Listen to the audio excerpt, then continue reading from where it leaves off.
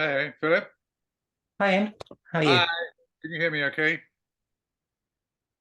You had a nice week. You have a nice birthday? Thank you so much. I did, yeah.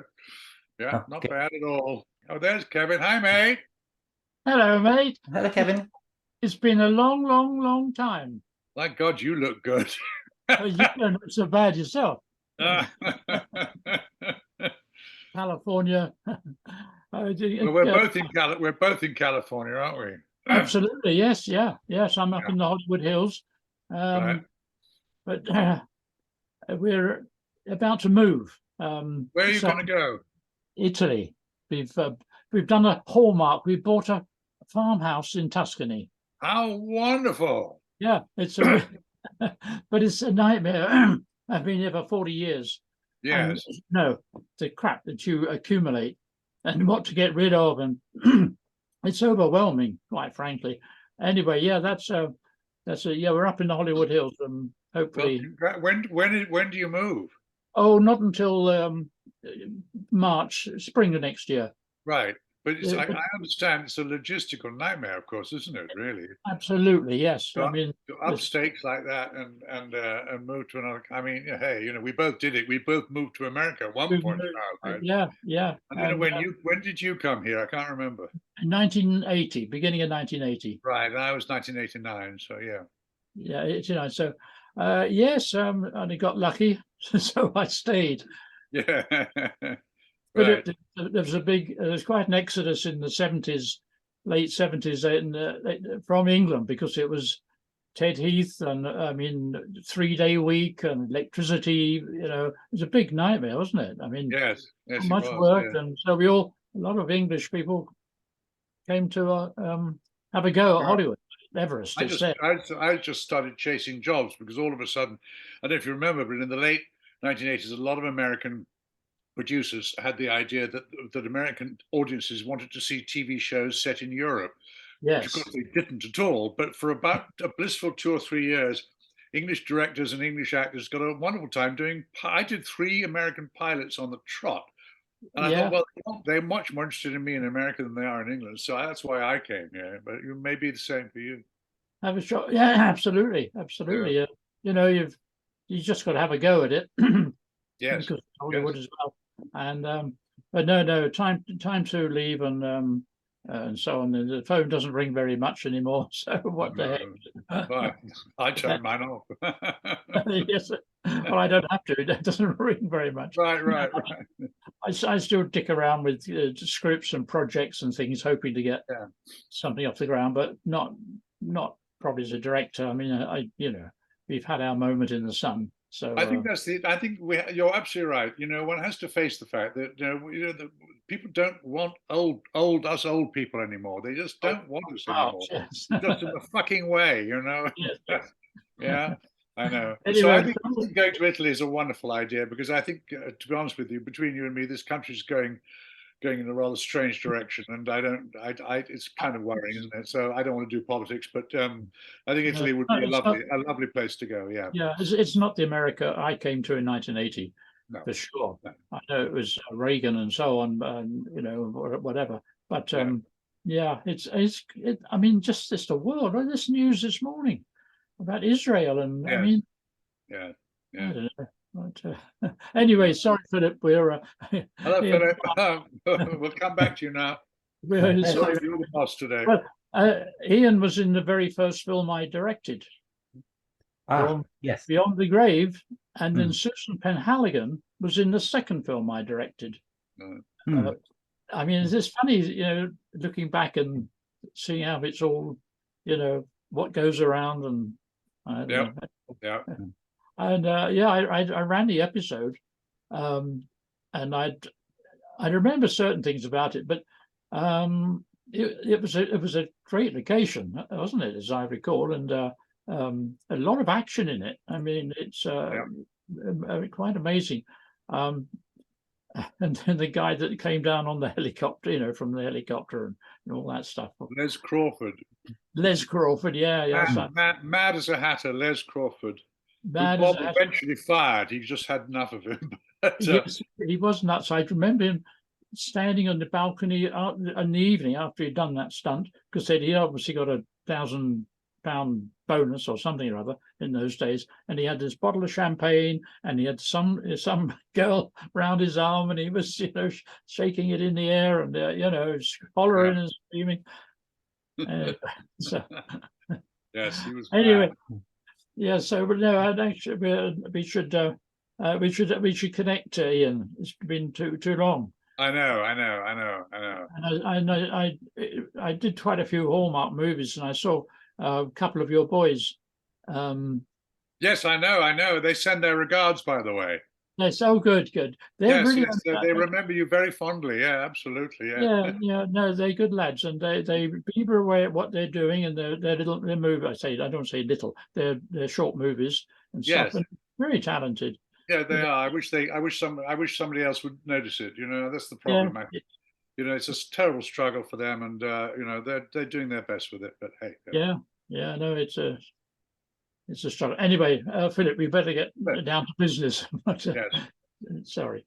I'm just going to say, guys, that I don't know if it's my connection's unstable, but occasionally you guys are freezing, so it may be that I'm freezing as well on your end. So hopefully it will sort itself out as we go. So if I feel like I'm not responding to you, it's probably the connection. So it would be okay.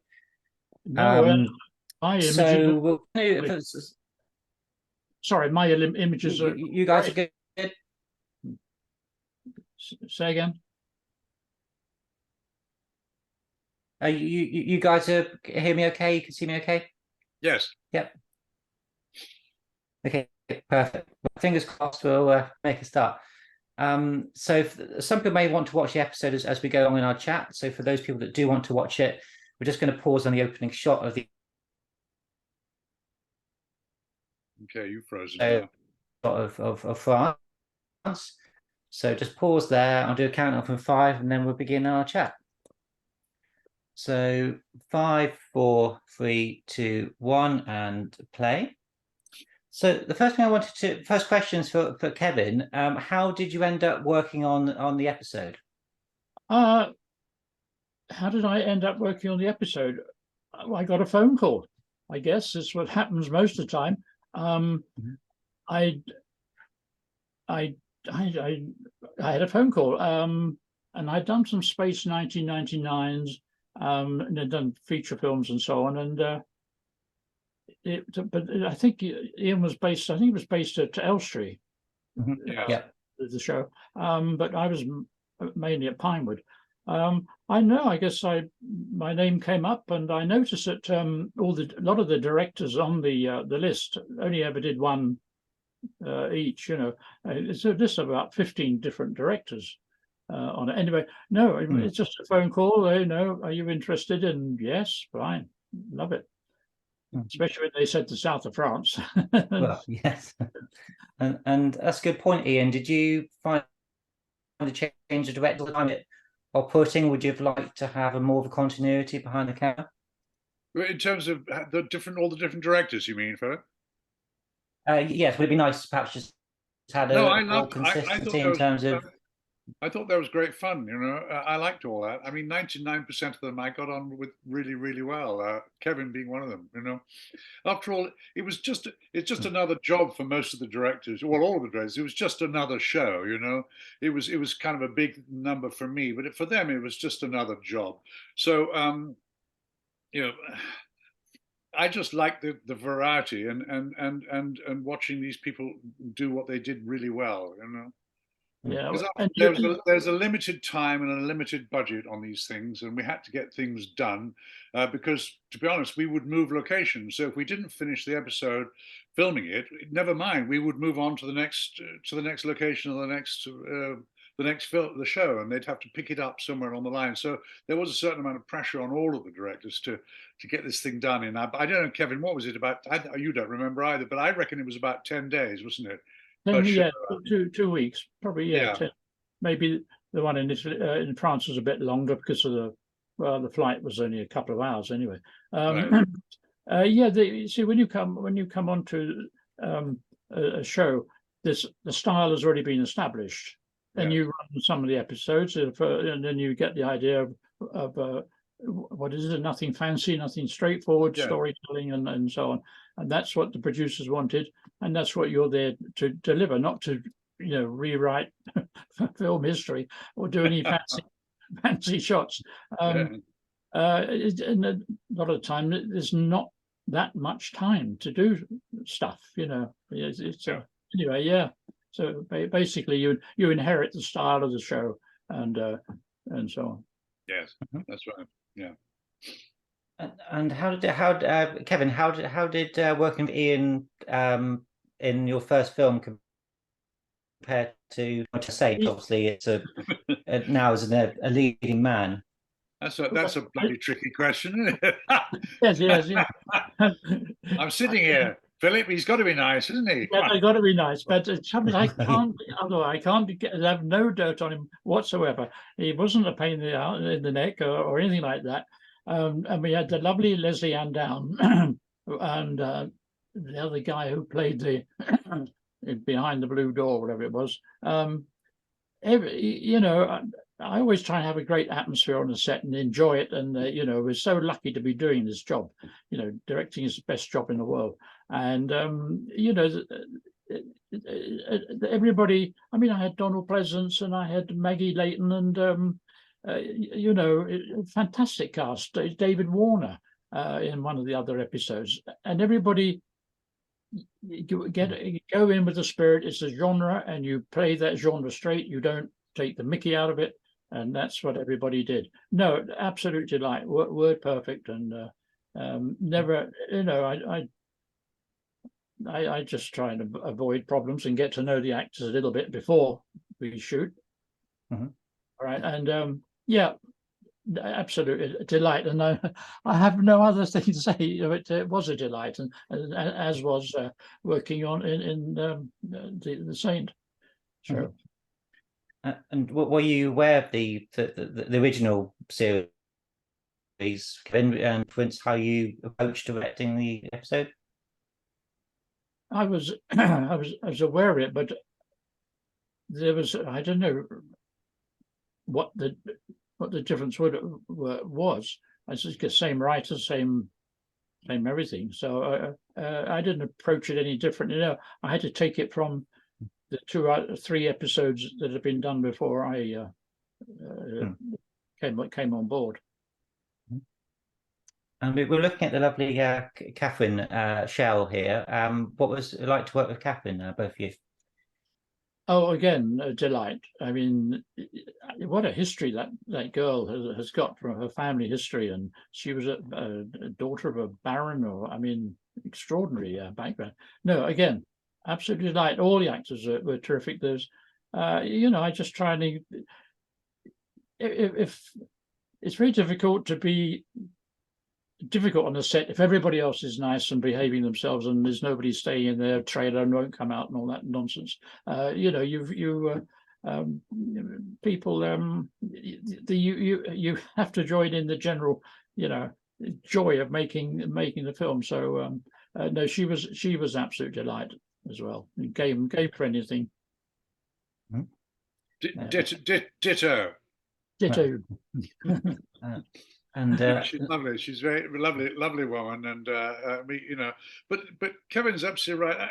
I once asked. I was once told by an American producer that while he wasn't over fond of English crews, his ambition would be always to work with English actors in the future if he could. And the reason for that is, he said, because English actors come on and they're usually trained. They usually come out of some kind of school.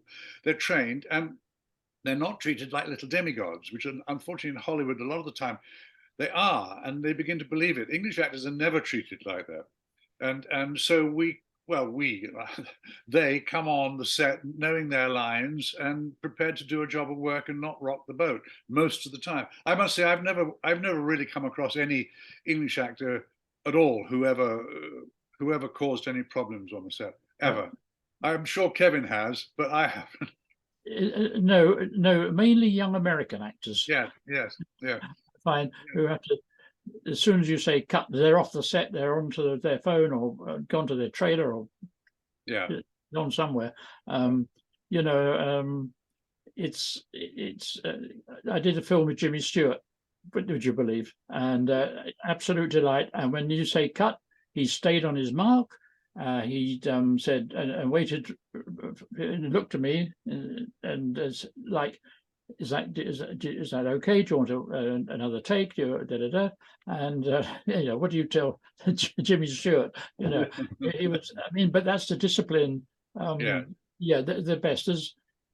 There's only a couple of American actors that I've, you know, not had a problem, but you just think, I don't know why you're behaving like that, really. You're lucky to be doing this job. That's right. Lucky to be doing the job. Yeah. I must mention the wonderful Bill Simpson as Professor Bartlett. Do you both remember working with Bill? Bill who? Bill Simpson, who plays the Professor. Oh, yes, Bill. Yeah, lovely. Yes.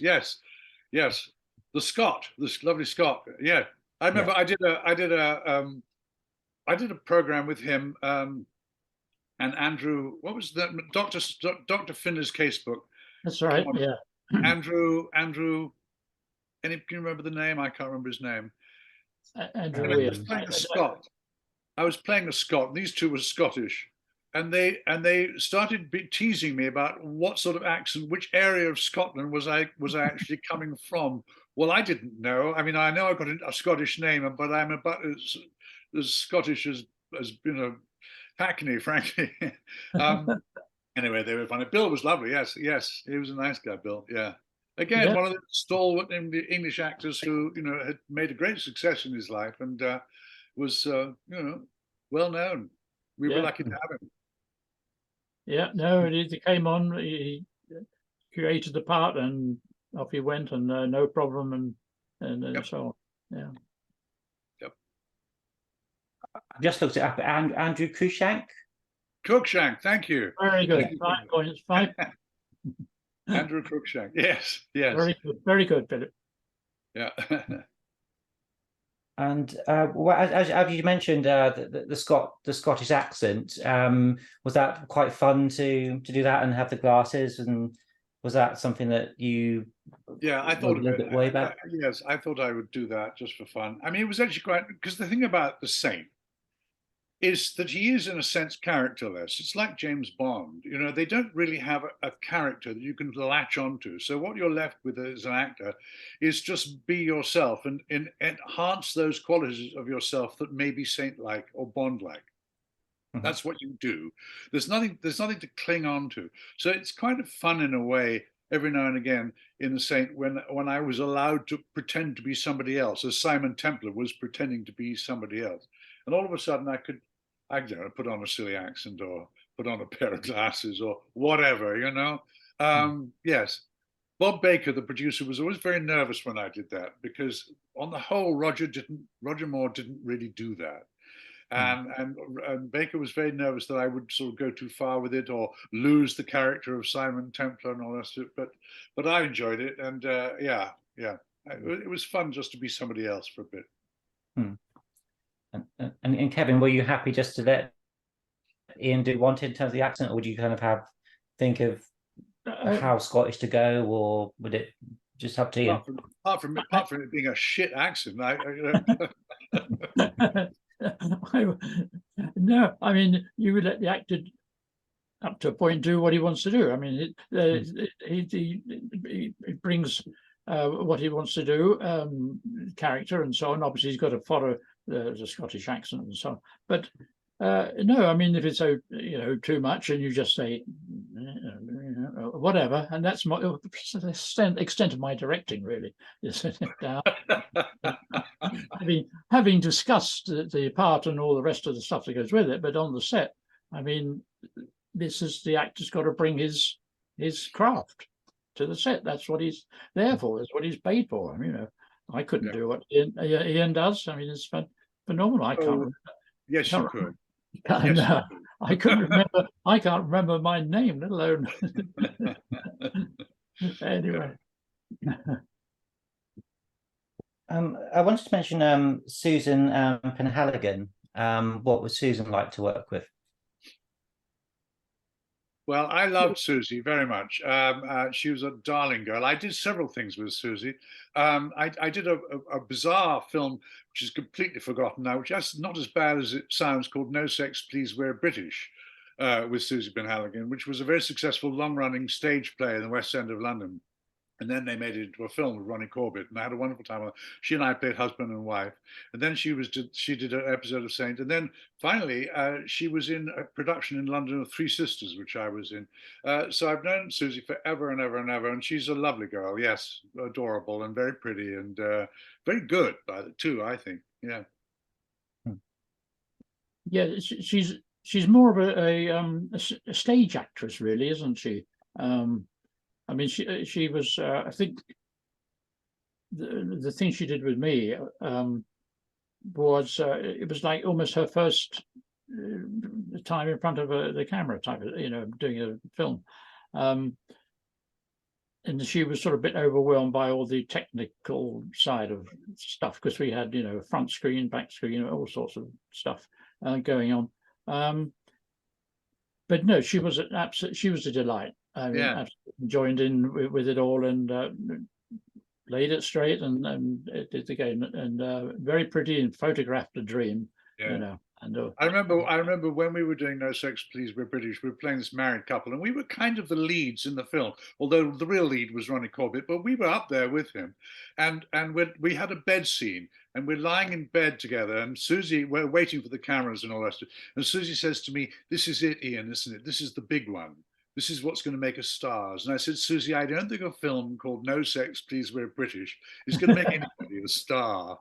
And it didn't. But bless her heart, she had she was quite ambitious, I think, but in a lovely way. And in fact, she did very well in her career and still does. Yes, absolutely. Yeah.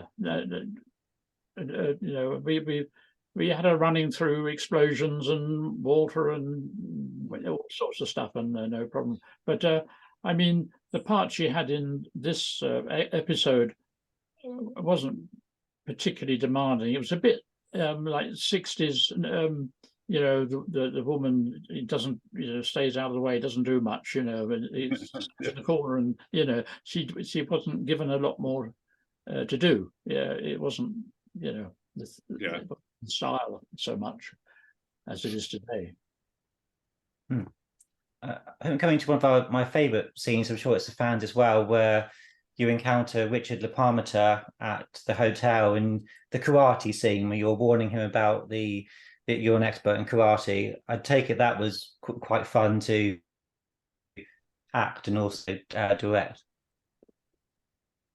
Well, I guess our stunt coordinator taught them the particular what is it, the way to do it and so on, because they didn't, you finished it very quickly. Yeah, I mean, I'm sure they had a little rehearsal on the day, or half an hour before we shot it, probably, as is a way of TV episodes.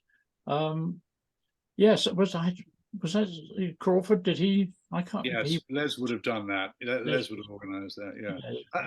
The trouble with all the fight scenes in The Saint was there was never enough time. The best fight scenes are done multiple cuts, multiple angles, multiple cuts, so it looks like the person's hit. The trouble with all the fight scenes in that Saint series, I think, was that there I was, and not a particularly large man, not particularly muscly man, and this huge stuntman would come on, and then I'd go bang. I hit him once, and he'd fall over. And I always thought this was slightly ridiculous, but the poor directors never had time to explore a fight scene the way they do now. They all went over and done with in a tremendous hurry, simply because there was no time for anything else.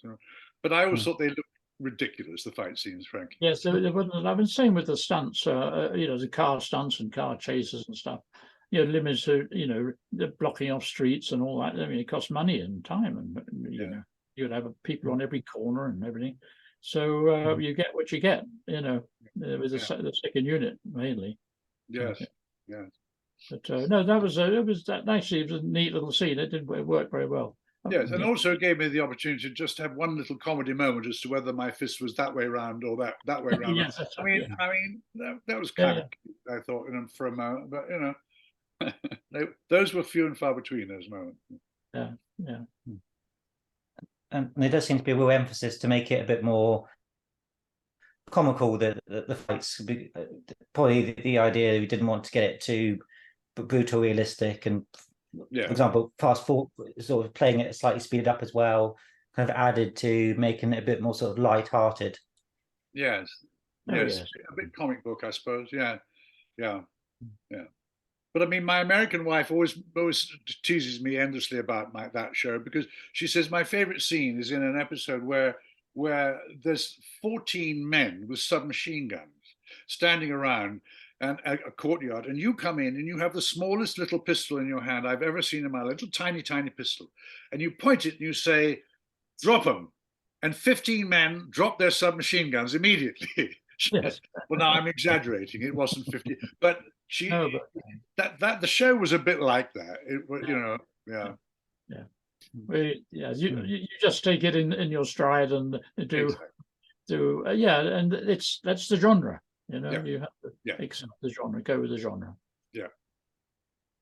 I want to mention Anthony Steele as Max Boothroyd, whether he left an impression on either of you.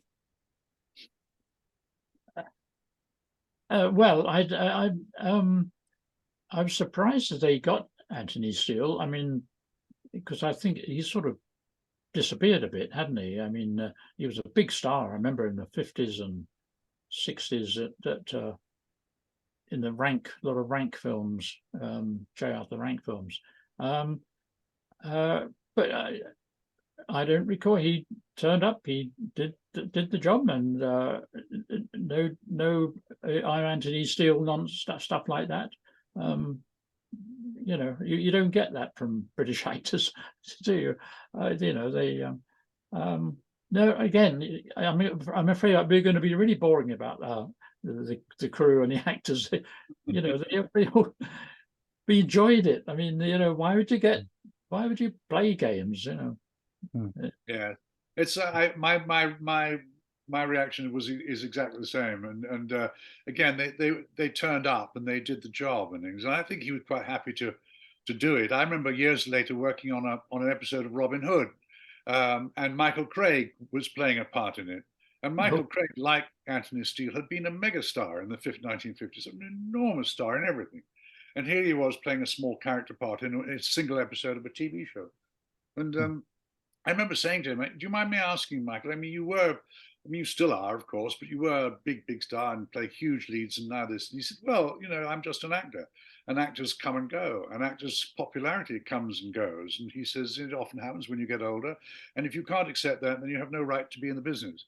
And I'm sure Tony Steele felt like that. He'd been out of the way rather and things, and now somebody offered him a job.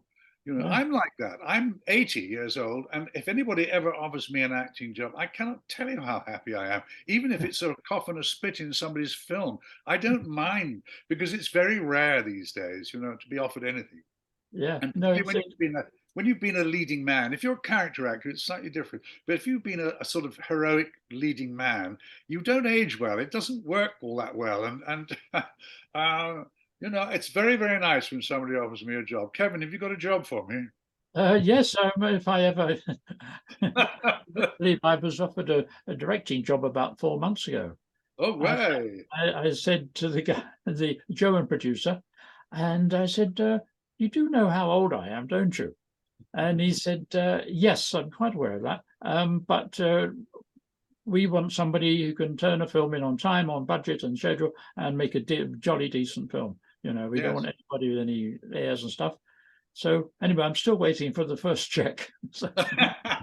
Good luck with that. So, but it's a fun piece if it goes. I don't know. We'll see. It's lovely when it happens, but you don't expect it, and I think that's the truth of it, really. Yeah. So Kevin, you've worked with Catherine before, Richard LaPalmer, Susan, of course, as well. Did you consciously cast people that you knew and that you want that would make it obviously easier, a good experience for you? I don't think I had a hand in the casting at all. I think the only person who I'd used before was Ian, but I couldn't recast him. I tried to, but he wouldn't. No. Godfrey James, who played the French cop, but maybe the French. I don't know. I don't think there was a big. Because the casts were never that big anyway, really. But a lot of that stuff when you do these kind of movies, TV type movies, they got an in-house casting director, and they got the script ahead of time, and they, it's all been pre-cast. And I'm not going to argue with Catherine Shell, for goodness sake, and they're not going to cast bad people and so on. And they do. Is anybody you'd like to put in? And so, yeah, can I have my friend? So you give your mates a couple of jobs and stuff. Yeah. That is interesting, isn't it, Philip? That most of the directors, most of the parts had already been cast, and they didn't really cast much because there wasn't time for them to do that and hold auditions and things like that. They came in, yeah. 4 days prep or something, and off you go. And how much are you involved in the post-production process, Kevin? Are you kind of very much involved in the music, the editing, etc.? No, I think if I had been, I'd made a bit more noise about it. I don't think it was. It's. I mean, again, the composer it's not composed to the film.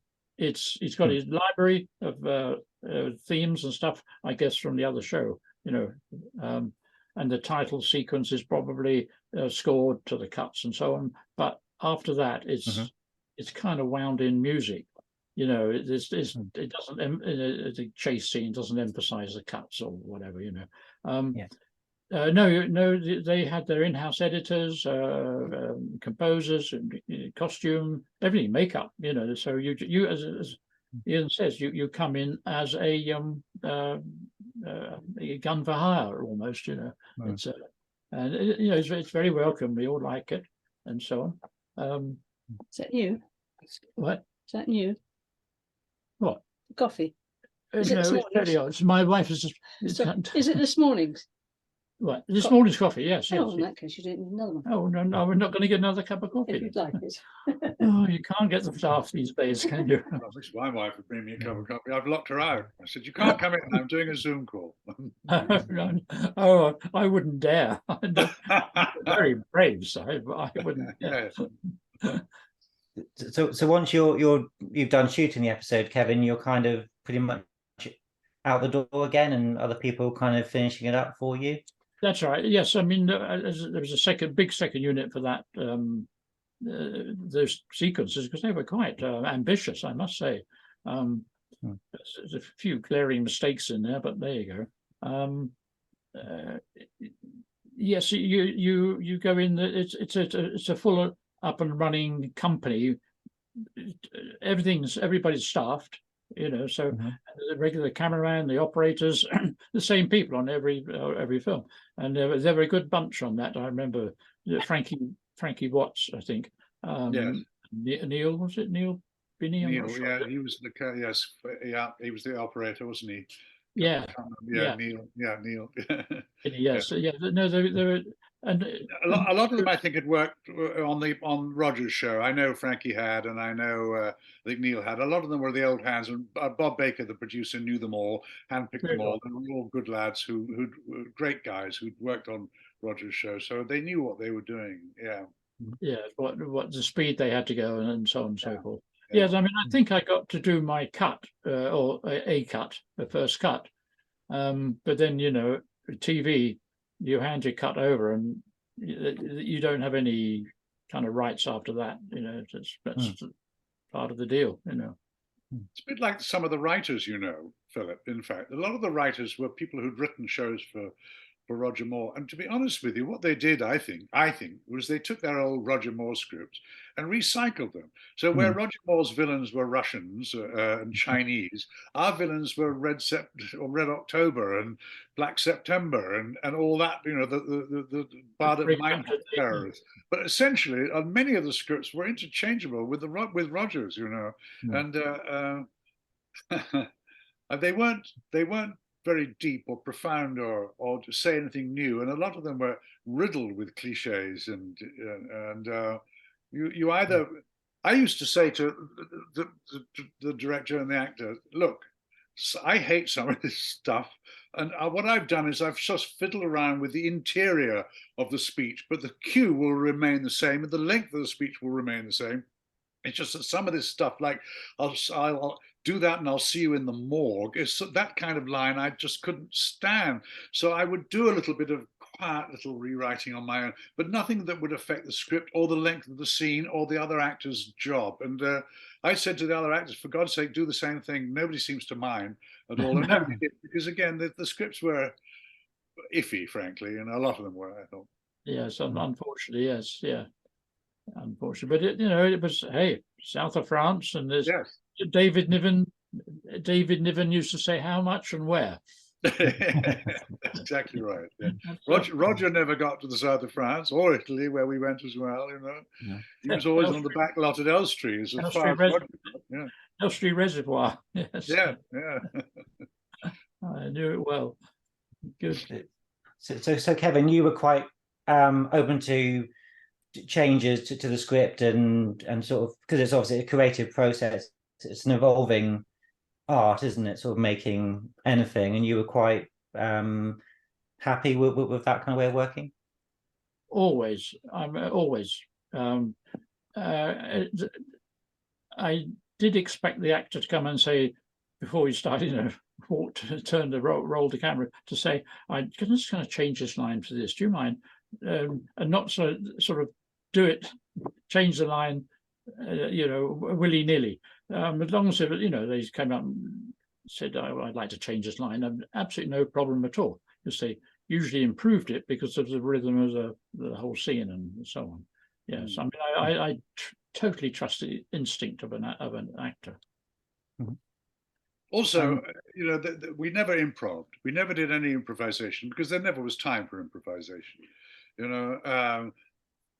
At all. It was just, yes, may I say this because I don't like this. This is what we would do. Exactly right. Yeah. But we didn't improvise. No. We weren't, it wasn't that kind of show. Just clean it up a little bit. That's yeah. And we've got a very nice action sequence now with you're in the police car being chased by the police vans. So again, Kevin, you're letting just the second unit do this, and you're kind of making notes on it, or as the days come in? That's what you do. You discuss it with the stunt driver or coordinator. They go off and do it, while you're shooting the main unit, and then you come back and you pop in the close-ups of Ian driving, and clearly he's on the stage, so it's not driving in the south of France. He's there's some strange angles there, but anyway, yes, normally, so you'd an action, all those action sequences, you'd storyboard and you'd walk around. I'd like to do direct my own second unit. I'd like to direct everything, every frame. And you would go around, you'd have a storyboard, and you'd pick the streets and and exactly what's going to happen, and so on. Far more, absolutely more thoroughly, exactly what is going to happen, so everybody knows what the shots are, so on. But because of TV and suddenly going out to the south of France, you probably arrived a day before the shooting, and the local gendarmerie tell you, well, you can only use those streets or whatever, you have to. But they had that big boat and helicopter shots and all stuff there, so there's a lot. They did well, But there was a unfortunate when he actually comes down the ladder, the boat is still becalmed, and you cut to her, and Uh, so and I don't remember. Well, I guess it's just dangerous trying to land on a boat that's going at 30 knots or whatever it was doing. But that's all the challenges. So no, I on TV series you have a second unit that do pickup shots and the car chases and stuff that take time. And they want to get the actor shot and the guest actor done and out of the way and so on and so forth. Anthony Spinner is credited as doing additional sequences on this episode. Of course, he produced a lot of Return of the Saint. Do you remember, Kevin, kind of what he was doing, or any memories of Anthony at all? I don't remember Anthony at all, I'm afraid. I do. But he was on the show all the time, wasn't he? He was on for a while. He was on for a while. He was brought, as far as I understand it, he was American, and as far as I understand it, Bob Baker brought him in to help us with American audiences, to help us do certain things that were popular, that would work with American audiences. That was the idea of bringing Anthony Spinner in, as I understand it. I could be wrong.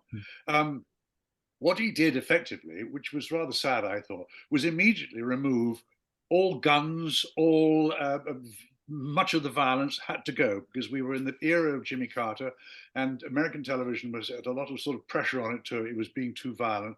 So Tony Spinner's main contribution was actually take an awful lot of excitement and violence out of the show, which I thought was a terrible pity, frankly. He was a strange man. He once came to me quite near the beginning of the show. And remember, this is one of the producers. He came to me and he said, "I've just seen your contract, Ian. I can't believe how little you're earning," which is an odd thing for a producer to say to an actor. Yeah. I said, "I'm well aware how little I'm earning, Tony. Thank you very much for your sympathy. But actually, I said to him, this is the norm in England at the moment. Whether if we were in America," he said, "you'd be a millionaire." I said, "Well, not in England." So that was one funny thing about Tony. And then I remember he left in rather a hurry. I think because he got himself into slight problems with a local mafia chieftain. I think I could be saying awful things about him, and I do hope I'm not going to be sued about this. But anyway, he left quite quickly, about a third of the way through the shooting, and we never saw him again. And I was quite pleased in a way about that, because I didn't terribly care for him. He also wrote a script which presented to Bob, and Bob was going to go ahead and do, where the saint battles vampires. And I used to get these scripts sort of 2 or 3 weeks in advance, obviously, and I was just shocked by this idea. I thought this was ridiculous. So for the first time, I actually got hold of Leslie Charteris, the original author of The Saint, who I knew slightly. I was able to phone him up, and I said, "Leslie," and he said, "I know what you're calling about." I said, "I'm surprised you haven't called about any of the others, to be honest with you." He said, "But I know exactly what you're calling about. I'm appalled too. I will stop it." And Leslie actually stopped this script being made. And Tony Spinner came to me and he said, "That was you, wasn't it?" I said, "No, it was the author of the original series who got it stopped." But I said, to be honest with you, vampires, I don't think that's a different genre entirely. Absolutely. Yeah. Yes. So we got that one stopped. But anyway, Tony Spinner, yes. I mean, I don't think he can. To be honest with you, I don't think he contributed very much. In fact, I think he detracted a lot of the time. Maybe, yes. And I don't know the episode I did with you, where that was, that number 10 or number 2, or I don't know where it was. It wasn't the first one, obviously. I don't know where it was, whether he was. Is he in the credits on this one? I'm sure he is, yeah. Yeah. I mean, we were in the south of France, so it was among the early ones. The first ones we did were in the south of France. So that was one of the early ones you did, yeah. Yes. So I must have come across him, but I can't remember a thing about him. Right. To be honest. We're just watching the boat sequence now with the ladder, and we just had a fight with Richard Lepalmater. Do you remember Richard at all, Ian? I remember him as being a very nice man and good at what he does. I mean, we're passing ships in the night. Particularly actors. Yeah. You do a job with somebody, and you're incredibly intimate with them for 3 days, and then they go home, you go home, and you never see them again. It's a very odd form of relationships. It's Mm. quite rare to hang on to people. But certainly, if one saw Richard in the street, hey, hello, Richard, you know, that kind of thing. But I liked him. Yes, I mean, he was a good chap and did his job well. And you know, what more could be asked? Yeah, yeah. Well, I was going to mention the sequence earlier when you were on the boat, Ian, and it was quite choppy waters, and you're driving quite fast. Do you like doing that kind of stuff? I think that was my favorite day. My favorite day was that day. I think of all, simply because I was alone. And this is that speedboat, right? Yeah, I was alone in that boat. I was alone in that boat with a walkie-talkie and just me in a very fast boat. And all I had to do was drive this boat really very fast, past camera or along, or you know, tracking shots or panning shots or whatever. And I spent a happy afternoon in that boat all by myself, just playing with a very expensive toy, for heaven's sake. Yes, I think of all the days on my send, I would remember that with most fondness because it was just great fun. No, you get paid for it. Yeah, exactly. Yes, yeah. Yeah, but not a lot. But not a lot, no. But I'm only picking up on your remark about that. Yeah. I mean, nobody got paid very much. I don't know what I got on that. It wasn't, you know, it wasn't. No, wasn't going to make it was shortly before. I mean, a few years later, Dennis Waterman and George Cole on Minder were reputed to be receiving about £30,000 per episode. Well, let me assure you that when I did The Saint, it wasn't a quarter or a fifth or a tenth, or you know, it wasn't. It really was. I'm not even going to it, but it changed after I did The Saint, which was a pity for me. But there we go. Yes, but yeah, it's showbiz. It's showbiz. Yeah. And it was what, 77, 76, 77? 78, 79. We did it. So that would have been 78 in France, I think 78, yeah. And of course, very memorable shooting abroad, but is there a certain trade-off in terms of using foreign studio facilities or just controlling crowds? Is it easy to shoot on occasion as much as you were doing? Well, I'll do my bit and then Kevin do his. My bit, I remember Malcolm Christopher, you know, the location manager, Malcolm. Malcolm once said to me, Ian, you need to understand that when we're here in Italy and France, 75% of our budgets are going on hotels and transportation. So only a quarter is left for the actual filming. And he said it's incredibly expensive business being abroad, which is why I believe had we gone to a second series, Bob said they were going to stay firmly in Elstree. We didn't need to go abroad ever again. I think he just wanted to show that we could, because Roger never did, and we could, and we did. And it was wonderful. But I don't know in terms of, Kevin, you can answer that question about whether it's easier to, does it cause a problem using foreigners? Damn foreigners. No, no. I mean, every country's got great crews, you know. I mean, the French work different hours, but that's all right. But they have great cameramen and operators and all and make everything, and art directors and so on. But I don't know. I don't know how it would be, because you're only there for like 10 days. We shot some back in the studio, didn't we? A little bit back in the studio. But I love foreign crews, you know, and I think if you go to that country, you should use them, unless you're on a massive film that certainly use them as a, you know, the B-on-B camera or whatever, or something like that. You shouldn't, you take your HODs on vacation because, you know, they're part of your team and you can communicate easier with them. But I certainly think you could, you know, always crew up the locals anytime, to be honest. And yeah, I know I've shot in Paris and south of France with French crews, and fortunately I don't speak good restaurant French. I speak, but that's about it. But you know, most of them speak English, don't they? I mean, they're, you know, really good technicians. I remember the one shot we grabbed was on a long lens with you and Bill walking along the beach, It was I don't know what lens we had up. It must have been a 250 or something like that. And in amongst all the girls, half naked they were. I don't think there were any naked ones, but I mean they might well as well have been. But that was just a nice 2-shot, and you got a bit of the background of why you go there. Yes. I remember I got hauled over, not hauled over the coals, but we reshot some close-ups of you on the swimming pool sequence, with all these girls lounging around and next to nothing on.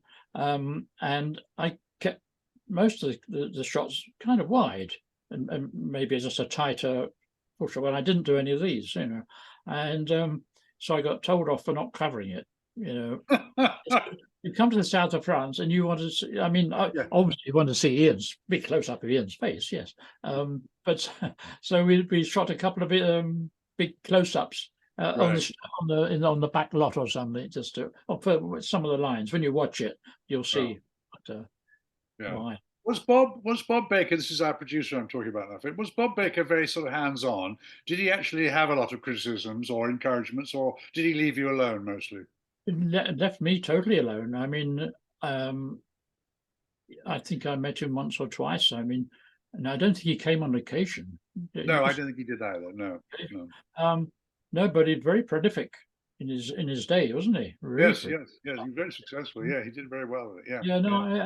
No, it certainly there were no instructions, about how he saw it and this and that and so on. So I really took the as I say, the cue for the look and the speed and whatever, and the approach to the mood of the story from the previous episodes. Yes. Yeah. No. We had an audience question come in. Do either of you remember John Marino, who played the taxi driver Pierre? Can we remind that nice person who asked that question how long ago this you're talking about? Yes. Yeah. John Marino. I looked up the actors and I thought, well, it looked like somebody from he looked like a French guy. So I thought, and his accent was very good. So obviously he must have been British, I guess. I don't know. No, I don't know. 45, 46 years ago. Yeah. And so but he was very good, and he did make something of a very small.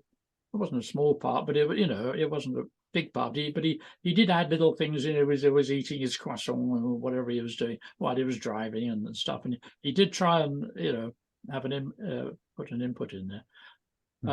No, sadly, I don't know. I mean, it's like how many years since I've seen Ian? Well, it's a few, isn't it? Well, since 40 then, something years, basically. I mean, you live just down the road from me. I know. Not that far away, No, not that far away. But as I say, it's like, Philip, it is like that in our business. We work together, and yes, we're friends, and no argument about that. But we're not so close that we, invite each other. We could be. We could be, that, but it's just Italy in a minute. So bugger him. Well, it fell into our lap, so it wasn't. We didn't pick it; it just fell into our lap. I won't bore the viewers with that, but.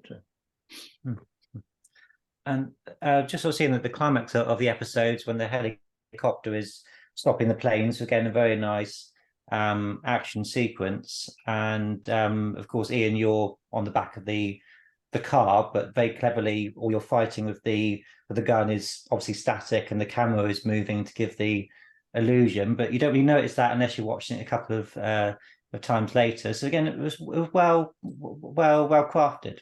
Well, that's Kevin for you. Well, I don't know. Because I think I normally the second unit don't get to direct the leads or any actors. They get doubles or whatever, and the main director gets a bit, you're not going to direct my actors, But I can't. But maybe a lot of that stuff, those close-ups, was done with the second unit as well, because that's the way you want to make the thing work. You can't be. So I can't remember, but I mean, yeah, that's what handheld, and you wobbled about, and it's and as you say, normally you do that. There's a fights, from all different angles, and nowadays they do them way up on a thing, and then they do them from over there. Then that's unbelievable, the cover they get. But big also the cameras aren't they? The cameras are half the size, half the weight. They have things like Steadicam. Steadicam didn't exist when we made that show. Everything was either on a tripod, or I mean, there were some handheld stuff. We'd use a small Arriflex without any soundproofing around it, without any. But it was much harder in those days to do that kind of thing. And now, of course, you can do wonderful things with these cameras. I mean, look at drones. I mean, you don't need a helicopter anymore. You have a drone which can fly into a car and out the other side. Had we had all that stuff back then, it would have been a different world. You imagine on the what's the road called? Where you stop, got the spray out and whatever. Yeah. What's that called? Corniche. Corniche, very good. 5 points for your team. Imagine if we'd had drones to go along. I mean, we got some pretty good shots, but you had to clamber up way up high to get those high shots. And my grandson is a professional drone operator in movies now.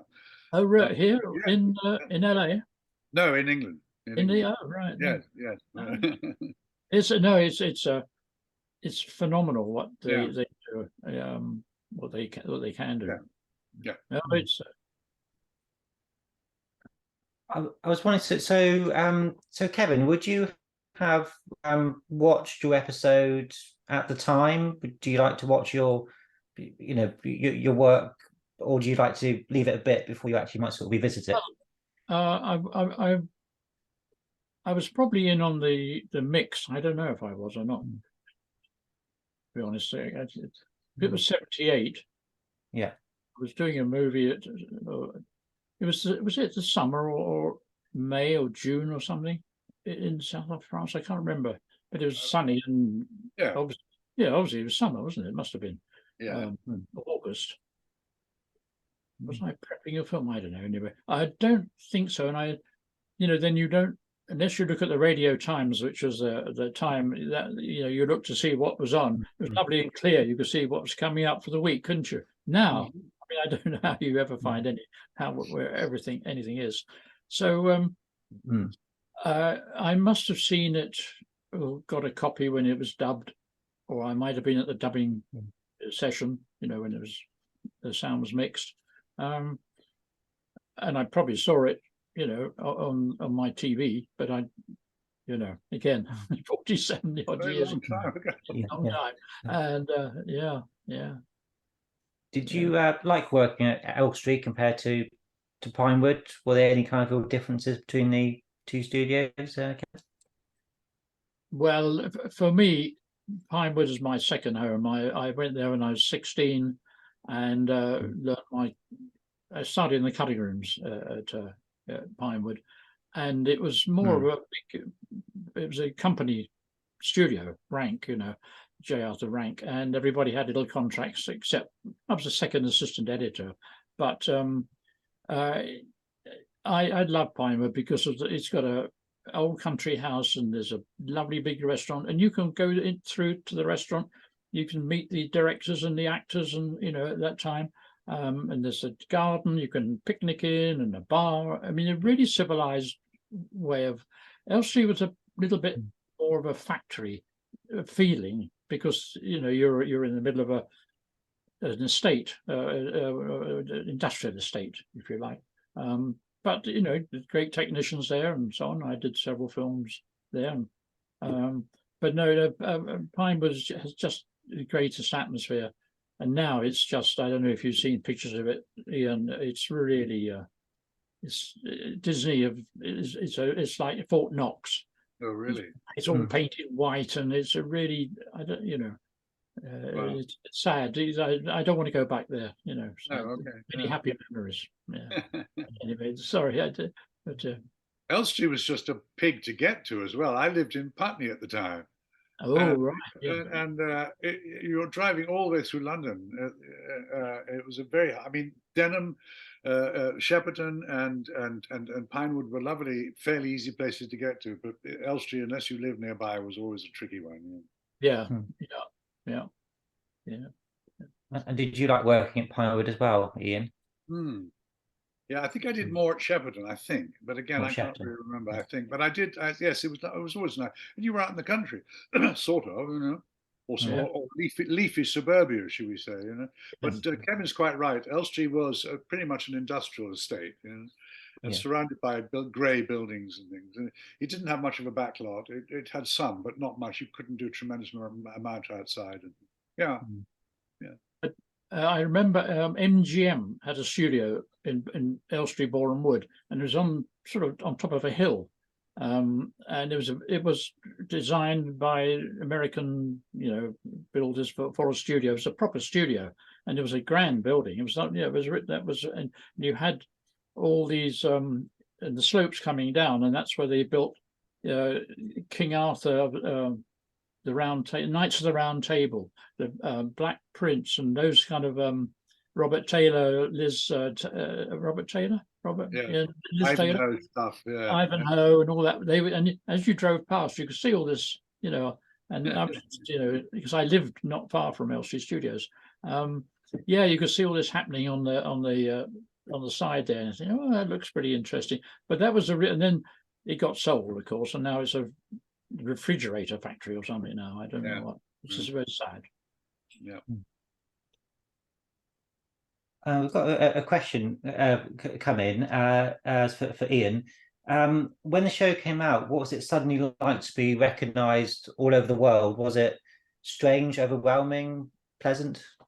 It was all those things, really. I'd been an actor for, I don't know, I was 35 when I did The Saint, so I'd been an actor for 15 years, and I had done some fairly, not big stuff, but I'd been in Upstairs, Downstairs that everybody had watched. I'd been in I, Claudius that everybody had watched. I'd done a number of things already, and I wasn't famous, but I wasn't completely unknown. So I used to get recognized occasionally. The Saint did change everything. I couldn't go into my local Sainsbury's, really. I couldn't take my children off to a theme park and things like that for a while, And the odd thing is how long it lasted, really. I suppose because it was such a iconic character, and it was one of the very few shows where I didn't share the leading parts with anybody. Quite often in these kinds of shows, there's 2 or 3 of you, like Starsky and Hutch, or there's 2. But like Angela Lansbury, I was by myself. So in a way, there was more recognition factor for me for a while than for a lot of others, and I didn't like it terribly. And one of the lovely things about coming to America was, although it played in America, a series, it played at some bizarre, god awful time at like 1 o'clock in the morning or something. It was not popular. Nobody watched it, and so I was almost completely unknown here. And that all of a sudden was rather nice. That's one of the reasons I came. Fame is a funny thing. It's fine if you have an enormous amount of money to go with it. But if you don't have an enormous amount of money to go with it, it's quite hard to get away from, and that I found tricky. Everybody was very nice. All my fans have always been charming and delightful, and I know some of them are probably watching now, and I love them all to death. And they know how to approach you, But it's just the question of being aware that everybody in a shop is looking at you. It can be a little difficult. I can't imagine anything worse than the life of, let's say, Michael Jackson, who became famous when he was a child. Yeah. Couldn't go anywhere, couldn't do anything, I remember Judy Geeson once told me a story about, Judy had a shop here in Los Angeles, and she was closed. It was like 8 o'clock at night. She was just doing her books. She had one light on, and there was a rap at the door. She said, "I'm sorry, we're closed." And the rapping went on and on and on. And eventually, what is it? They said, so and so said we could come at this time, and the so and so was an assistant of hers. So she opened the door, and it was Brad Pitt and Jennifer Aniston.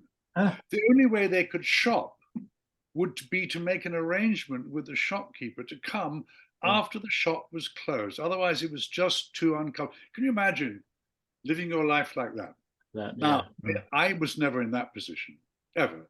But at the same time, fame is a funny thing. It's people think it's wonderful, and parts of it are, but other parts of it are really not pleasant at all. No, low profile. That's a very long answer to your question. I'm sorry. No, you're right. It's a low profile. Is otherwise you have no life at all. The greatest thing in the world to be is a famous film director like Kevin Connor, or a famous writer like John Steinbeck. Nobody knows who you are. You can walk down the street, but your name is very, very famous, but your face isn't. To have a famous name is a wonderful thing. To have a famous face is a pain in the arse, to be honest. A pain in the arse, yeah. You know, and your vision of life, it can't be normal. You know, it's another. It's not. That's why America was so lovely, because I wasn't known here. Maybe once a year, an American actor, I'd be working on some show, and an American actor would say, "Oh, I used to love your show. I used to watch your show." I said, "Good God, why did you watch it?" He said, "I don't know, I was awake." Awake. Yeah. Very good. And talking about recognition, Kevin, has Return the Saint always kind of come back into your life in terms of fans when they realise you did an episode? Is it something that you get reasonable attention for over the years? No, I was quite surprised. I mean, I get Space 1999, because it was I only did a couple of those. And then I met all the fans, and they know the dialogue, they know everything. Absolutely, they're quite amazing. And all, I mean, they all admit to being geeks and so on, and but they just love it, and they're really charming. But it's my horror films, the Edgar Rice Burroughs things I did that get most attention. Nothing much else in TV. So no, it's really quite delightful, flattering that somebody, you know, calls up and says, "Oh, would you like to join in a little chat show about?" And it just brings back a lot of memories, actually. A lot of memories and people.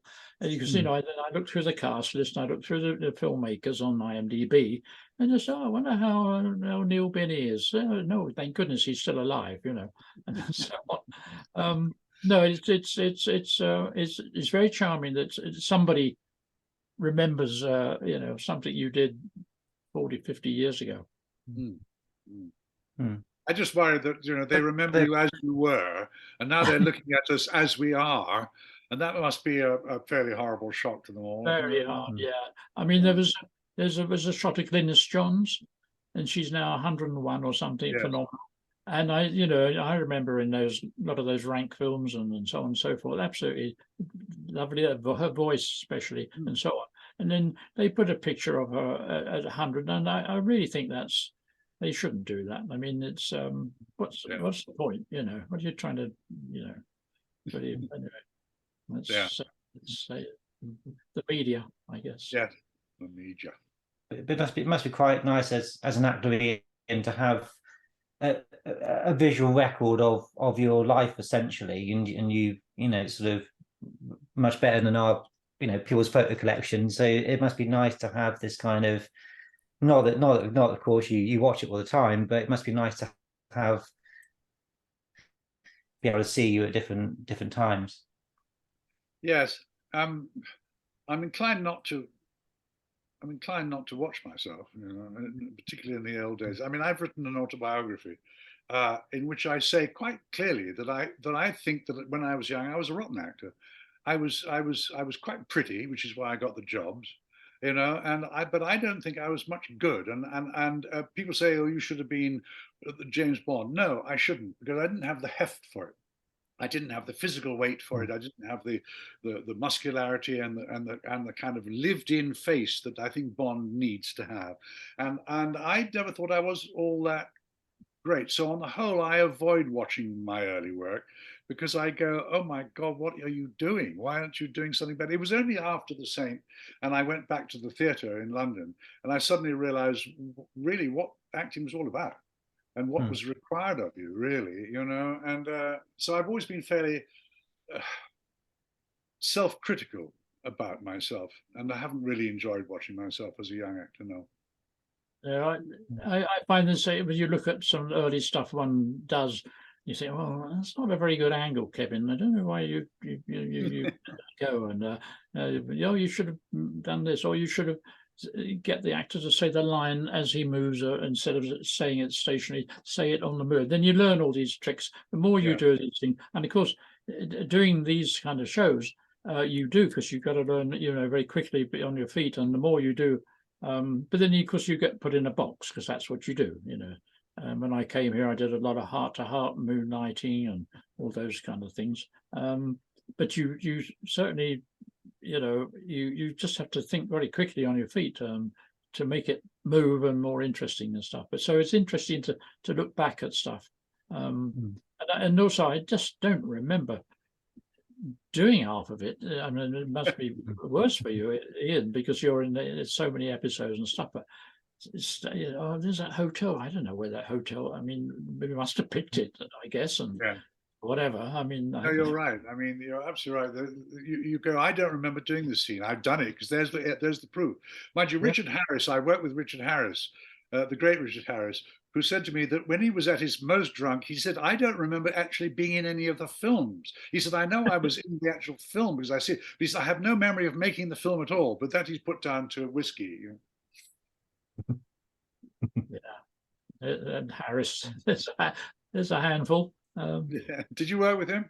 Yes, I edited a film that he directed in Israel. When he took over the direction, he was riding high on MacArthur Park, the song, and the musical Camelot. Yes, he was riding high, and he got rid of the Israeli director, and I went out to Tel Aviv to edit it and so on. But he was a character. My goodness, he was a character. But he liked me, so he didn't want to have a punch up at 11 o'clock at night and all that stuff, drink and whatever. So no, but I actually I'm very fond of him. Yes, he was. He'd stopped drinking when I worked with him. It was quite funny. We were doing a thing called Maigret. Well, it was about he played Maigret, and it was a pilot for a television series, and all shot abroad and all the rest of it. And I said to him at one point, I said, "So Richard, if this goes to the series, are you looking forward to doing the series?" He said, "What the hell are you talking about?" I said, "The pilot. This is a pilot." He said, "I'd never have done it if I'd known it was a pilot." He said, "I'm not doing a bloody TV series." No, yet no. Yet I mean, he was barking mad a lot of the time, but very charming with it. Yeah, absolutely. He was just told to turn up. Here's the lines, or he read them before he walked on. Yes. No, he was quite a force. Quite a good actor. I'll paraphrase a question that's come in for you, Ian. If the show had gone on, how long did you in your mind initially think, if this goes and runs, how long do I want to be part of it before you'd think, oh, I want to go and spend a week? Would you 2, 3, 4 years, or what do you have in mind? My contract stipulated 5 series, unless the producers deemed it what they didn't want to do anymore. But I was, if they said I were doing another series, I was contracted to do 5 entire series. So that would have been 5 years, at least 5 years, maybe 6, 6 or 7 when you think about it, of my life. Yeah, so I was contracted to do that. Yeah. So whether I wanted to do or not, I would have been an idiot. I was amazed at actors who leave successful series. When they're at their most popular. I go, these jobs don't grow on trees, ducky. To leave a successful series, I would have been happy to go on doing that forever. Yeah, sure. Why not? But it didn't pan out.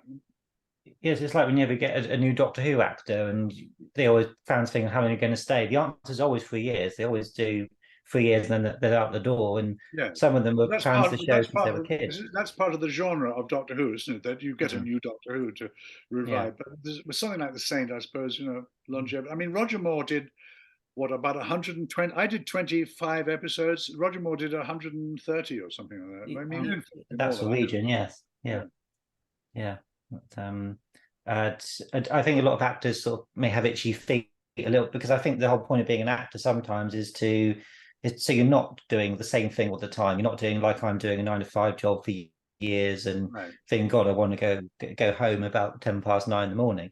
Yeah. So the whole idea is change. So therefore, staying with a show for a long time is kind of almost contradictory to that actor's life in a way, isn't it?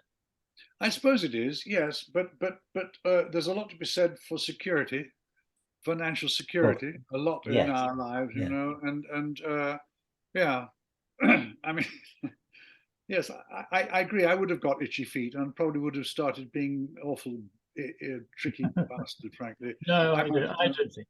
I don't think. but I mean, really, to be given a gift like that, Mm. is really something, and it's changed my entire life. Of course, it has. I can't deny that. I mean, it in many ways, to many people, it defines me. Although it's something that happened a very long, long time ago and occupied about 18 months of my life. Yeah, It defines It's, me. yeah. No, it's you get put in a box for a while, and you've got to get out of the box. When I I mean, when came The Saint finished, I couldn't get a job on television or in movies, and that's why I went back to the theatre, and that's when I started, I think, to learn my business a bit, because I was starring. I had my name up in lights in the West End, and all of a sudden, the responsibility of actually pulling something out of the hat, which was better than I had been, was very strong and heavy. So I mean, at least I'm grateful for that. Yeah. So it's always been a very positive relationship you've had with the Saint, and you wouldn't, sounds like you wouldn't change it for the world. No, I was incredibly grateful for it. Of course, there were downsides to it, and there's downsides that continue to this day. But I mean, how could you can't be ungrateful for something like that. I mean, actors would give body parts to be given something like that. It's a wonderful gift, Yeah. Well, also, I mean, doing the TV shows like that day after day, you learn a lot of camera craft as well. Not only from the technicians on the set and so on and so forth. You're absorbing a lot of stuff, and you probably don't know half the time that you're getting to know the best angles or whatever. So it pays off in many ways. And as you say, you've got to keep working, because you've got to stay in the game. And it's pocket money, so you can buy options and whatever, and keep at it, keep in the game. Yeah. I mean, I said to Bob Baker during the first series, I said, so when do I get to direct some of these? Because Roger directed quite a few of them. And he said, next series. Well, of course, the next series never came, so I never became a film director, Kevin. Probably a good thing. No. You'd have been, listen, if I can do it, anybody can, absolutely. No, I was, it's just, my years in the cutting rooms it pays off. A lot of good directors come from the cutting rooms, because you know what you want, and you can see that you've got it in that take two. Oh, you've got that line now in that take, and you can make sure you can cut back and forth, and things like that. And also you're one-on-one with directors when they come in to do their cut, and producers, and all the diplomacy you have to learn, between the directors and producers, and you're right in the middle of them.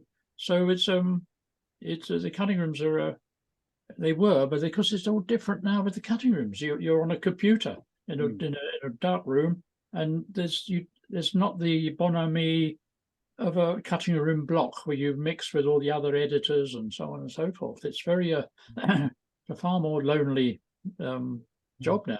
And I mean, I couldn't edit a film anymore. You can do it at home now, Kevin. You don't even have to go into an editing room. You sit at home and do it. Sit at home, I know. Yeah. Then, of course, a copy of it can go to all the producers, and the 20 producers that are on the front of a film, and they all have their 2 bits worth. you know, and then they run it for the cleaners and the, you know, and the postman, mailman and stuff.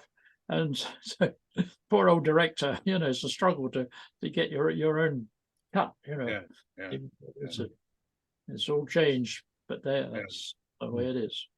Yeah. And would you agree, Ian, that filmmaking perhaps was somehow nicer back in 70s, 80s in terms of the process? Two things I think about that. There are certain things I think have improved. First of all, you can do things much quicker now, much faster now, because of the lightweight cameras, because of much more handheld stuff, because of the steady cams. You could really move really quickly. You can get coverage which in the old days you couldn't get because you went moving cameras around. And now you can just wave your camera around all over the place and it's steady, it doesn't shake, and all that. The other thing I love nowadays is, back in those days, lighting, exterior lighting could be unbelievably hard on the actors' eyes. They used these enormous arc lamps that sputtered, literally an electric arc. They were vast things. And in bright sunlight, if you had your back to the sun, they would need these enormously powerful lights on your face. And I find it terribly hard to keep my eyes open. People say, Ian, you've got to open your eyes, you're all squinched up. And I said, look at John Wayne, he never opened his eyes, that's why. So all that is much easier now. The lighting is much simpler, it's much easier to light now. You can light with a candle now.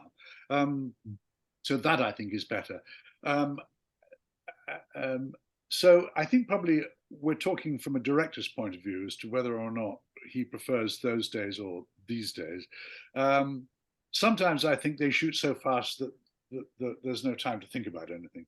There was a more leisurely pursuit back then. You know? So I suppose, in a sense, the slowness back then was nice. Although Kevin probably won't agree it was slow at all. He probably thinks it was bloody fast. But it's much faster now, isn't it? Much quicker. What you can do now. And the lighting now is absolutely extraordinary what you can do with lights and things like that. So that, I think, is an improvement, to be honest. Yeah. I guess, you know, when you get to the other end of your career and you look back and you think of the days when you started, and it was, I don't know, it was because you were passionate and you wanted to be in or work on movies and so on. I think it's really tough for anybody wanting to get in the business now, because there's so much competition. There's so many academies and this and that, and every university has a department for video and this and that and so on. But in the old, you know, you had reels of film and you had to, you know, wind them down, and the movie out of the smell of the film and the acetate that you joined the film together with, you know, all those little things. I can still hear the noise in the cutting room block at Pinewood as you walk down the corridor past each room, and it's going, and the dialogue's going backwards and forwards and stuff like that. You know, there was a more of a magic. The magic has been taken out of the movies. Yes, computers do it all for you now. For me, I really don't want to go and see a DC comic thing. No, it's a comic strip. I mean, at the end of the day, it's a comic, and fine. That's if you like comics, great. But and the images they create are just phenomenal, absolutely phenomenal. But I don't know why they don't. I don't know. I liked it when you had to create stuff cheaply and you know, with puppets. I had dinosaurs that were puppets, you know, and all that kind of stuff, and blow them up on a big screen and get dear old Doug McClure to, you know, whatever. I don't know. There was more craft to it, you know. I don't know. Yeah, maybe. I think that's true. Maybe that's because I'm an old fart now, you know. We're all old farts now. And that's a good point. If you were making it the state nowadays, first of all, it probably wouldn't be the budget to. It would all be green screen, and it would be, I don't think, as nice experience as it was back when you did it. Yeah. Well, I've done a lot of green screen. I did a pirate film, and the whole, we built the boat and we put a green screen 360 degrees around it, and you know, and shot the whole thing and whatever. And then they start putting, you know, the sea in the background and so on, and you think, bloody hell, you know, because going out to sea to shoot that would have been, you know, take days and days and weeks, and you know, impossible. So I mean, no, clearly there Hmm. are vast advantages now. As Ian was saying, with the lightweight cameras and stuff like that, and you can plant 3 cameras in the room, just hide them, Hmm. and if Yeah. you just get like a 6-foot cut out of it, boom, or a 3-foot cut. It's worth planting that camera because it's on a disc. It's not film rolling away. Yeah. So that's yeah. Yeah, it's but I still prefer classic films and but, and I wouldn't know how to direct a DC comic film or those high CGI type films. I guess you storyboard it and whatever, and then I suppose, yes. I mean, yeah. But now they sell a film, no CGI used, all real. They actually now it's a selling point, isn't it? yeah, This is all real. People were actually there. I made a Yeah. movie called Waterloo in 1969 in Ukraine about the Battle of Waterloo, and we used the Red Army as extras, and we had 25,000 extras. There was no CGI at all. The only artificial thing they had was they made a lot of plastic soldiers, full size soldiers, out of very thin, crackly plastic, the kind where you make drink cups out of, and they would mount them on long bars of wood, and 2 real soldiers would carry the at either end of the thing, and you could march regiments on the horizon of plastic. So, but other than that, we had 25,000 men. We had 6,000 horses. Um, Nowadays, you could have 50,000 men and 100,000 horses, and it would all be CGI. Yeah. It would look magnificent. No argument there. It would look extraordinary. But yeah, I know. I take Kevin's point. Yeah, so I left school at 16 and got into the studios, and so that was 53, 54. But it was magic. Just going to the cinema was magic and so on. But now you very rarely go into cinema that's full for a start and get the feeling of a whole audience joining in, or the laughter of a whole audience, or a gasp, or type of thing. It's you just watch it on your big screen in your living room. It's just you and the missus. The experience has changed a lot, hasn't it? And I think also Hollywood's talking about capturing somebody's performance, for example, as a supporting artist, scanning them in the computer, and then signing your likeness away for life, and they just don't bring you back in again. So these are worrying things for the industry, aren't they? Yeah, well, we have an actor strike out here in Hollywood at the moment, and one of the worries, and it's also a writer's worry as well, is how much artificial intelligence is going to take over. Do you really need actors anymore when you can clone a face, stick it into a computer, and have Paul Newman give a performance? They've already done it with Peter Cushing in the Star Wars movies. They've taken his face, and all this is done with artificial intelligence. And if you take it to the nth degree, you won't need any of us ever again. We're all going to be. But then you could say that about everybody. You could say that about people who make knives and forks, couldn't you? It could all be done with AI eventually, and a lot of it already is. So yes, I mean that I think is a sad thing. The human element is rapidly disappearing, I think, from movies, and that's why the theatre still struggles on. Yeah. Although I dare say there'll be robots doing that soon. I should be dead. Don't care. No, well, it does go through your mind from time to time that all these terrible things that are happening in the world, and you think, oh well, if I've got another 10 years, everybody thinks they got at least 10 years. I'll be I won't have to face all that nonsense, but my grandchildren or my. So just to finish up, having seen the episode now after so many years, do you think it holds up well? Are you quite happy with your combined work? Shall I go first, Kevin? Yes, please. I don't think you can make this anymore. It's so sexist. in today's terms, you know, the way the women are handled and treated and things, it really is damsel in distress time. My American wife, who is after all not a young woman, is enraged by some of these plots and some of these scripts. You wouldn't be making these shows anymore these days. That's what all I'm saying is I think for their time, they're historical pieces now. They were okay. They were fine for when we made them and all the rest of it, but I don't think they'd be terribly acceptable nowadays, to be honest with you.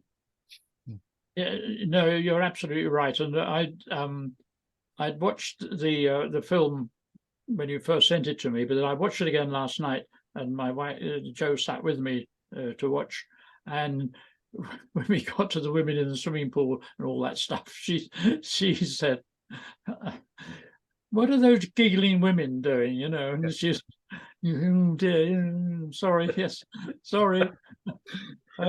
You know, she spotted that what's the word, misogynist attitude or Anti-feminist, portrayed whatever. that. Yes. Well, it's really, it's more than anything. It's patronizing, isn't it? Actually, when you think of it, it's desperately patronizing. Yeah. You know, we men are the ones who will rescue you poor little helpless creatures. You know, and I do Yeah. understand that's something that, while I think it's inhibited an awful lot of storytelling and movie making, at the same time, it is terribly understandable that this is now frowned upon. You know, it's understandable, really. Because I look at it now, and after all, I did it, but I look at it now and I think, oh God, this is awful. Really, it's horrible the way we're behaving, the way we treat them. You know, I had a different woman every episode in the Saint. Each Saint episode had a Saint girl, sometimes two. And I look at it as just a parade of beautiful girls, you know, who weren't ever required to do a tremendous amount, frankly. No, that's more the tragedy, yes. And a lot of the time I was busy rescuing them, you know, so yes. yeah, it was sexist and anti-feminist stuff, and you can't deny that. Of course it was, yeah. No, I learned a lot of you know, you do learn how to cut corners and so on, which may or may not be bad, I suppose, when you do TV series. And you're, as I said earlier, you are a hired gun, and you're expected to, you know, a few days prep, you shoot it and bring it in on time and schedule, and you get to do your first cut, goodbye. And after that, it's out of your hands. And I found that in American TV, when you came to do American TV with movies of the week or even big miniseries, the same deal. You're not, when you do your own feature film, you know, there's a lot more hands-on and a lot more say in who's in it and all the rest of it. Yeah, but the TV, of course, you work constantly. In the 80s and 90s here, I mean, it's sort of non-stop. And then the 2000 came and everything changed, the year 2000. And it all kind of, I don't know, but a new generation came up, of course, you know. Yeah. And I was going to say about, of course, part of it is obviously story shorthand, but your relationship here with Catherine in the episode is you're kissing, you've only just met her and all this sort of stuff. So but she's a strong character, so she's sort of, you're both kind of sort of playing the game with each other. So there are strong characters in the show. That is quite true. You're absolutely right about that. Thank goodness some of them were written as strong characters and were played by strong actresses, and that is a saving grace about that, I guess. Yes, that is true. Yeah. Yes, I wasn't always always rescuing the girl, and some of them were, but it was just this easy relationship that I would fall into with one beautiful girl after another, you know. And, I always thought, you know, I don't care. It's in real life. It's actually harder than that. You know? But of course, we weren't doing real life. We were doing a fantasy. You know, we were doing a fantasy mainly for teenage boys. Our audiences were boys of 10, 11, 12, 13, 14. They were not much beyond that. I mean, in terms of sophistication and stuff, that was our audience, our demographic. And I suppose you say nowadays you wouldn't have so much female flesh on display, or maybe you would have to take your shirt off more to equal it out. It would be kind of done a bit differently, wouldn't it? I don't know if Kevin would agree with this, but I'm actually terribly glad I'm not a young actor now, because you actually have to take everything off now. You have to show everything now. And I couldn't ever do that. I was very, very modest about myself. I always stipulated that if I was doing a bed scene, that I actually wore a pair of grey flannel trousers under the bed sheets so that nobody could twitch the sheets off me. I wouldn't do nude scenes. I mean, I would do, the poor girl could do the nude scene. I'd take my top off, but that was it. But now you've got to show absolutely everything, and I'd have a hard time doing that. So I think I'm lucky in that degree. Yes, yes, yeah. I mean, as soon as a love scene or something comes on these days, oh God, it's like they have to have a love scene, and so the more you can push it, which they do. I mean, watching Sex Education. I'm just catching up with the last season. I mean, like, goodness gracious, imagine doing that in the 60s, 70s. You weren't allowed to, apart from anything else, Yeah. I mean, all the characters are great and so on and so forth. But I think, yeah. I mean, I think the quality of the shows and the quality of the acting is absolutely wonderful these days. It's just that I'm just glad I don't have to take my gear off. That's all. Yeah. Well, fortunately, well, I think one or two. I remember a cameraman friend of mine, Dougie Milson, was doing a Madonna. She had to strip off of whatever film it was, and she said, "Yeah, I'll take my knickers off if the camera boys do as well." And they all had to take they kept their knickers on, but they had to strip down. Everybody, I mean, the set was cleared, and there was just a camera crew and the director. Everybody had to. She made everybody. I suppose everybody just felt comfortable or more comfortable doing that. I suppose. I don't know. I think it's tricky these days. Yeah. No. And finally, guys, is there, having seen the episode again, is there any particular moments that you really enjoyed, you really liked, or thought was particularly good that come to mind? Well, the boat, but for me, the boat stuff, because it was just a day off with an expensive toy, as far as I was concerned. Yes. Yeah. No, there were some good scenes in there. Especially when you're playing with what's her name? Maria. Yes, and I remember there's a scene in the restaurant and a scene afterwards, and it was you've got two good actors, bouncing off each other. Because the dialogue was a bit. Thank you for using the word good. Great, I should say. No, but it was you pinged off it. You could see you're enjoying it, whereas because. And I just picked up on you saying that they were the old. A lot of them were old Saints scripts that have been readjusted. I didn't realize that. I didn't know that.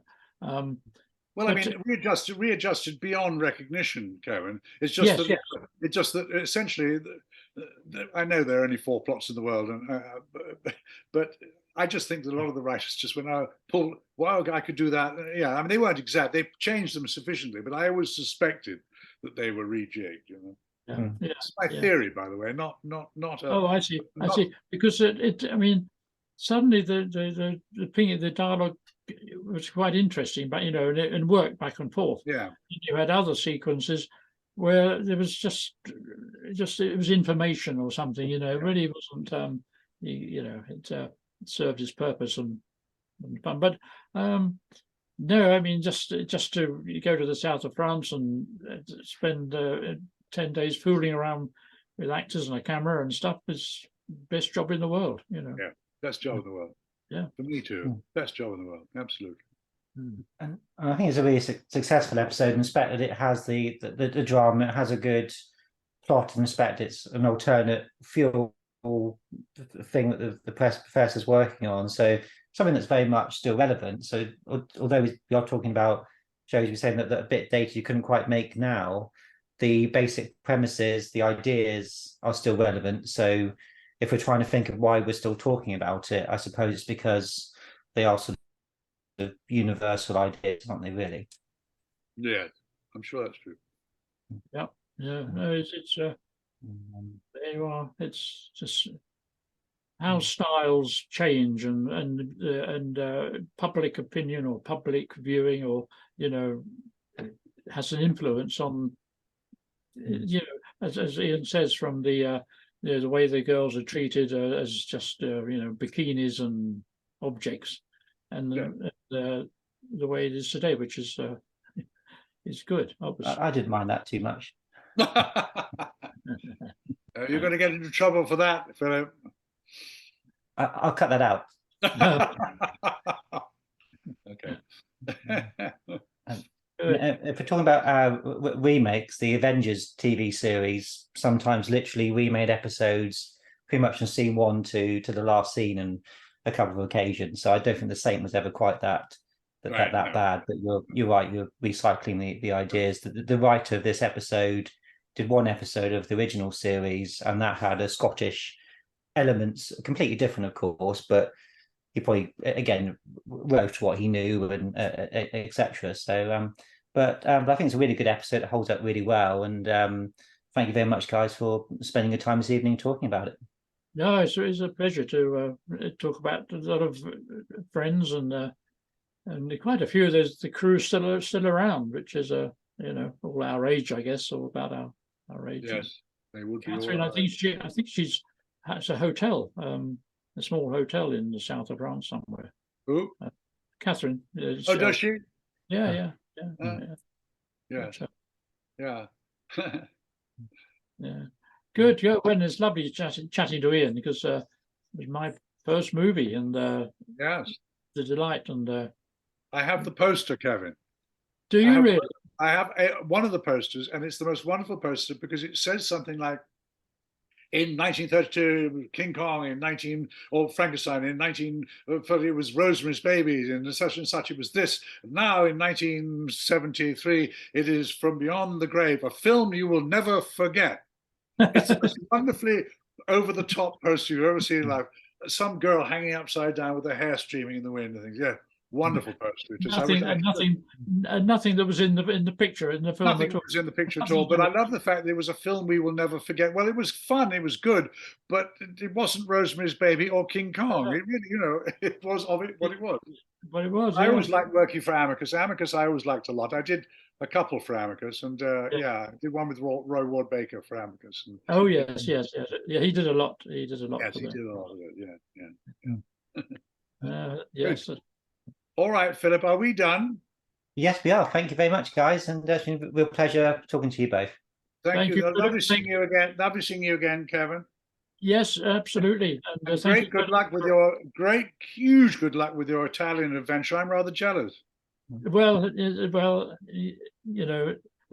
to get a visa, retiree, because the idiots that voted for Brexit have totally screwed me up. Yeah. Because we're foreigners now going abroad. I mean, these people. We want our sovereignty. Why? So ridiculous. What does that mean? Yeah, anyway. absolutely crazy. Okay. Well, I hope we'll keep in touch somehow. And, yes, absolutely, oh boy. All right, well, lovely. Okay, Philip, bye-bye. Kevin, bye-bye. Take care, and all of guys. you watching, bye-bye. Denise, I see you're there, and several other people I know. All right, lots of love to everybody. Bye now. Take care, guys. Thanks very much. Bye-bye.